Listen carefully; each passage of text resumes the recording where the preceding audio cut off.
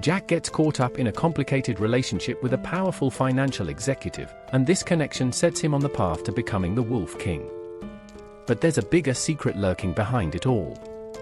In the previous episode, Jack, feeling disheartened, decided to directly try his luck at a big company.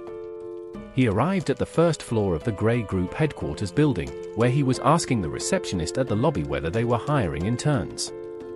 Suddenly, a procession of cars pulled up outside the main entrance.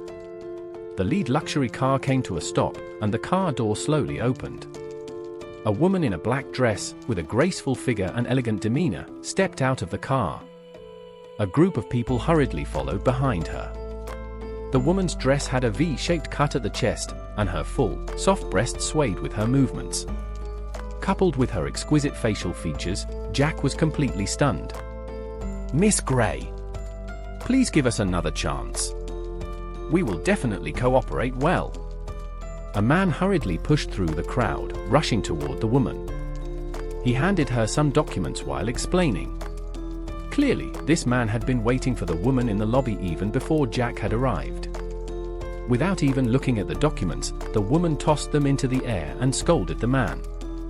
She explained that it was because of their breach of contract that she had refused to cooperate with them. People who don't honor their contracts aren't worth cooperating with. Even if you send a replacement, I will not consider you. After scolding the man, she turned her attention elsewhere in the lobby.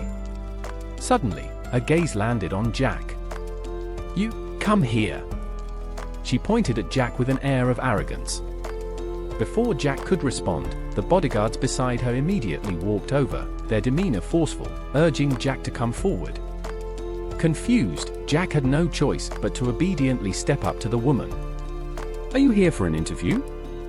The woman glanced at Jack's ordinary appearance and asked coldly.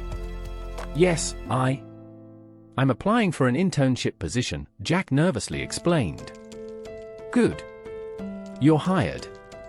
Come in tomorrow." Without even sparing a glance at Jack, the woman said this and turned to leave.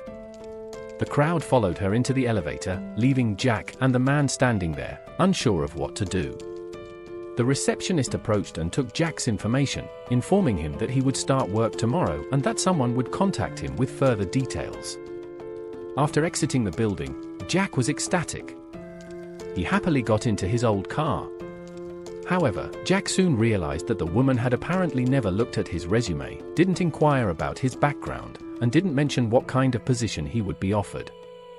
Most importantly, Jack didn't even know the name of his boss. But none of that mattered.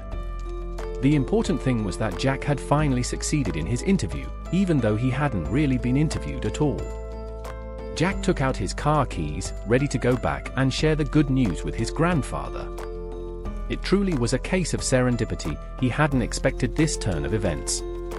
Suddenly, Jack felt the ring on his finger move slightly. In the blink of an eye, the transparent figure appeared in front of him again. What was even more frightening was that the transparent figure seemed to adapt to its surroundings, as it shrank its height to fit the limited space inside the car.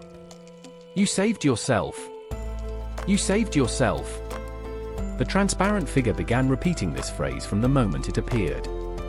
"Hey! Shut up!" Jack, getting impatient, didn't believe in ghosts during the daytime and yelled angrily at the transparent figure. Strangely, when the transparent figure saw Jack's anger, it obediently retreated back into the ring. Jack was confused.